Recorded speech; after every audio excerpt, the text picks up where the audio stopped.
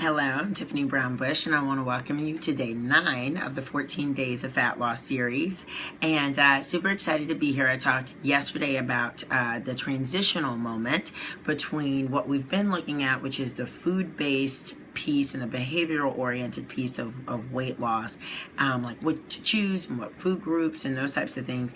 And we're now shifting over into a lot of the additional work that I do with people around fat loss, which is functional medicine and functional nutrition-based and naturopathic work. There's a lot of other things that show up when people are trying to lose weight and trying to lose fat specifically. Additionally, psychologically, what I run into is people will struggle more with food addiction and emotional eating and compulsive eating than is usually addressed, and this interferes with your ability to lose fat. So the remaining sessions will be more about that. And so talking today about the hormonal piece of weight loss and looking specifically at the stress hormone cortisol. Cortisol is really useful, and it's released by your adrenals. They're in your lower back. They're right on top of your kidneys. And a lot of times when people are having lower back pain, it's actually related to, if we, rule out some sort of injury, the adrenals and stress and dehydration and things like that with their lower back.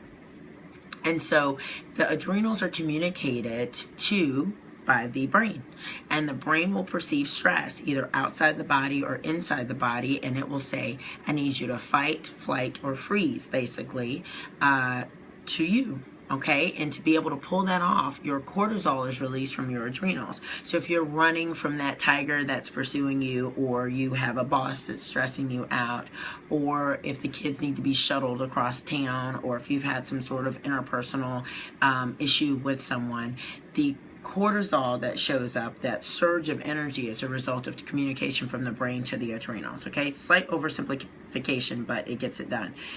What happens when that cortisol is released is sugar is also released into the system. Think back to the video that I did about sugar and fat loss in the face of sugar. So now, what can happen is someone who is not actually eating sugar, not consuming sugar in their diet, can be having a problem with sugar in their system. All right, so think low carb. Think people who aren't eating carbohydrates at all, aren't eating fruit at all, but they can't get weight to come off. When that shows up, instead of telling my client, like one of my clients told me that their personal trainers told them they were lying when they said, they were eating this and they were exercising. Instead of blaming the victim, I look at the fact that there may be something wrong with cortisol and insulin, which we'll talk about in a later video, in my client's system. Okay, and if cortisol is high, you start running into things like belly fat.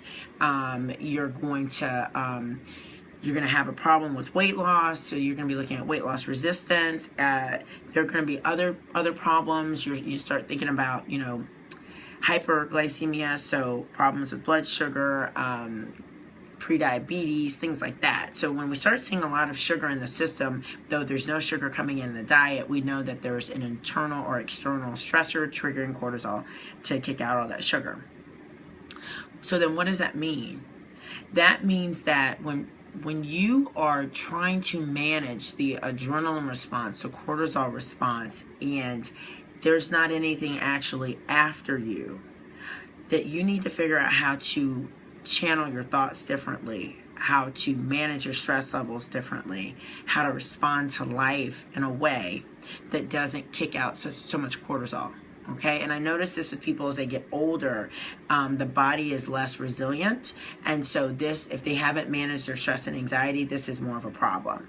And so things like meditation, prayer, deep breathing, time out for rest and relaxation, good communication skills, really having that internal piece worked out, the psychological piece balanced, can really save you when it comes to managing your cortisol.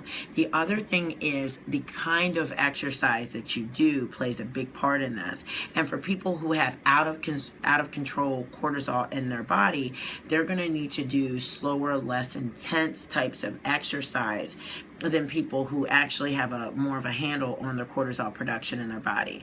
Because it's a confusing situation, but high intensity interval training is perfect unless you're a stress case, unless you have significant belly fat, unless your body is not managing their adrenals well, and then you're going to be a better candidate for low intensity cardio until you get your body better balanced, because that hit can actually make things worse.